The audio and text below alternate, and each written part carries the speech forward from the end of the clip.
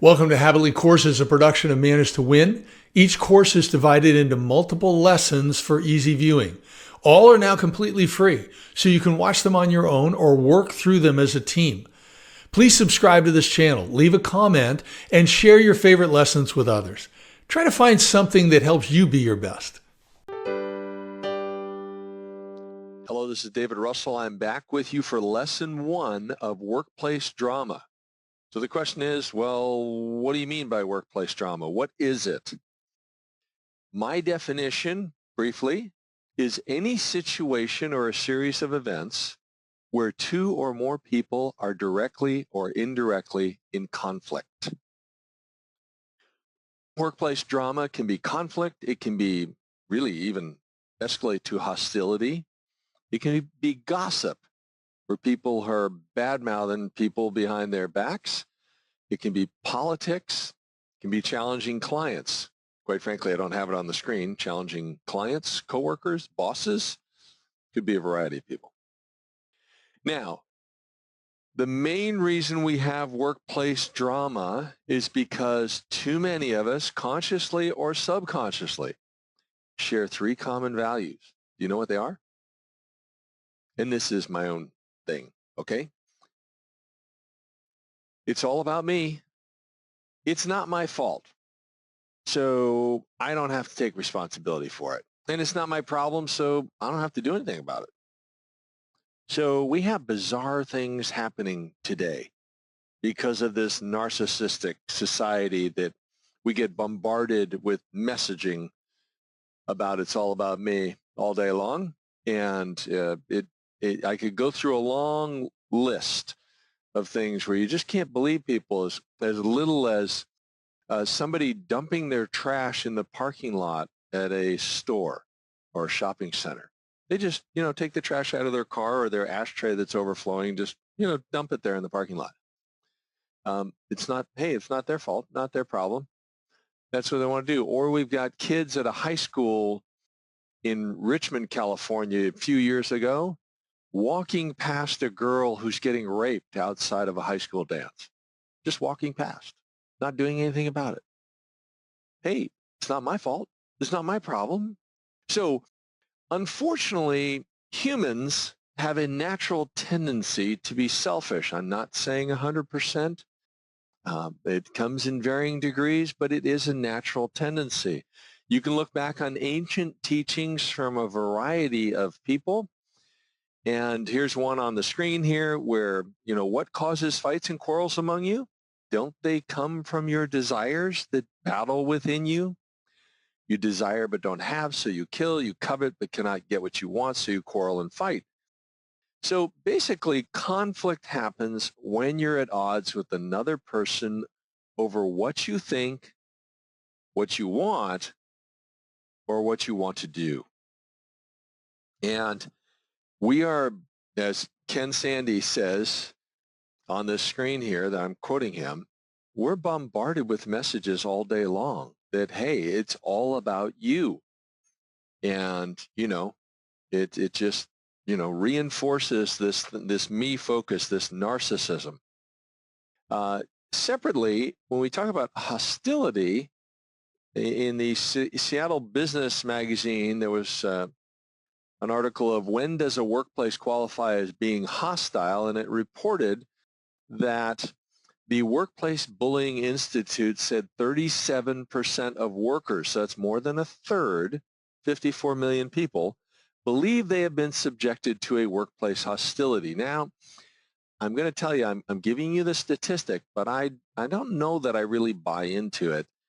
Where did they get those stats? What was that? And plus, this is an organization that's focused on bullying and trying to promote that.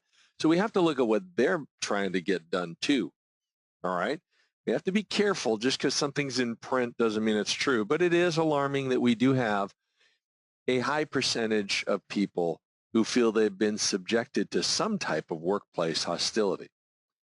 Now, where are the temptations to be selfish? Well, we all have wounds from our life's journey. Whether you are dealing with them or in denial about them, we all have them. And varying degrees. Okay, it might have happened when you were a very young child, or maybe an adolescent or a teen or a young adult. Happens through relationships, through family, through jobs, whatever. Number two, we've got some fears. A lot of this is built off the life's journey so far, life's experience. Number three, we have a lack of trust in others. Number four, of course, when it's all about me, then we're going to feel like we were unfairly treated by others because we always want more. And then number five, we've got some time urgency. And because we really want to get it now, we might take a shortcut. And that might cause some problems for some other people. And it might cause us to lower our standards for integrity because we want it now. Whole nother discussion. So a little quick survey here. Do you think conscientious, well-intentioned people cause conflict? These are the quote-unquote good people. Yes, they do. I mean, let's be fair. All right, so how do they do that? Well, number one, even quote-unquote good people have bad habits. And a lot of what we're going to talk here is habits. We're going to get into that later. Another thing that happens, item number two there, is they make assumptions rather than mutually agreed upon behaviors or results that they have in writing. So we do this with clients all the time. We define clear, measurable goals for them or with them, and we define fairly clear and measurable behavioral expectations. So there's no assumptions where you don't have situations come up as often where you say, you did what? Or why did you behave that way? Because you've already discussed these things and you've trained people on them and you've helped them grow. Now, number three, one of the challenges, even for good people, is focusing first on the failure of others rather than improving themselves. So you build yourself up by putting someone else down. And then number four, you put yourself ahead of relationships. So you can win arguments, but destroy relationships. So these are things to consider when we're thinking about drama. I want to emphasize respectful disagreement is healthy. So I'm not saying you never have some type of conflict. That's not where I'm coming from, because people are different and they bring unique perspectives and skills and life experience. And if you can debate things respectfully, that's great and often fuels innovation. It basically leads to progress and growth. So conflict in and of itself is not a bad thing. If everybody agreed all the time, that actually is not a healthy thing. But the focus has to be on building the relationship and how do we reach mutual win-wins type of thing. Ken Sande says that there are 3 stages of conflict escalation. I have doctored this just slightly, so I want to make certain I'm giving Ken the credit for these 3 stages. He talks about people are different, and so they want different things. Now that can be the spark of a conflict, and here we're using an analogy. So there's the spark. Number 2, those differences get worse when selfishness and pride drive our reactions. And notice he uses reactions. Reactions are what we do almost instinctively, okay? They're habits, and we just move to them immediately. Responses are things we think about and then act or say things. So we've got people who are different and want different things. That's a spark of conflict.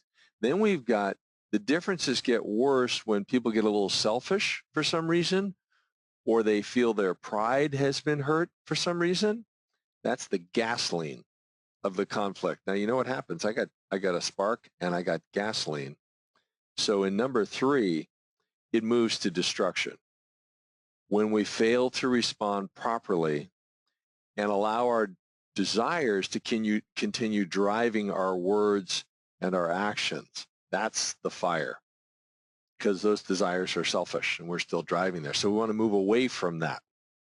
Now, I want to warn you, your habits that control your reaction and response to conflict affect every aspect of your life. This is not just a training that can help you in the work environment.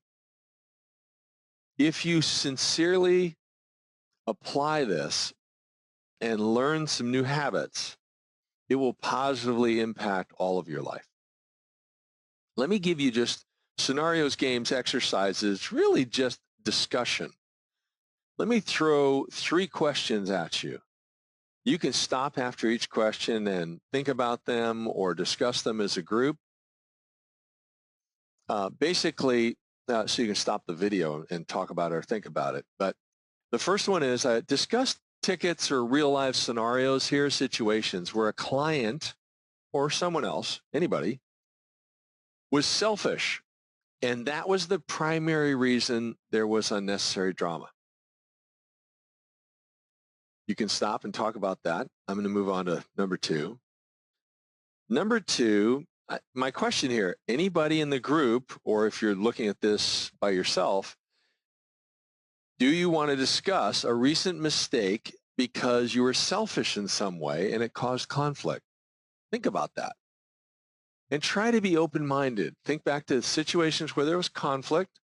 Okay, was there any way that I was selfish? Might be small, might be medium, might be large, but was part of the problem, if not the majority of it, because I got selfish and I threw some gasoline on the fire. You can talk about that. Stop the video if you want. I'm going to move on to number 3. Does anybody want to discuss a recent conflict between members of your team there at work and how it might have been caused by some type of selfishness? We're talking about workplace drama and how often it is driven by our own selfishness. We live in a very narcissistic society. That is a society that emphasizes self-gratification rather than working for the greater good. Now, that's not everyone, and as I've said, it's in varying degrees, but there's some things to learn here. So I'd like you to wrap up lesson 1. You're going to want to study for the exam because there are questions on these different slides before you take it. Consider these 5 questions about how you can improve moving forward. Have some additional discussion if you want. That's great.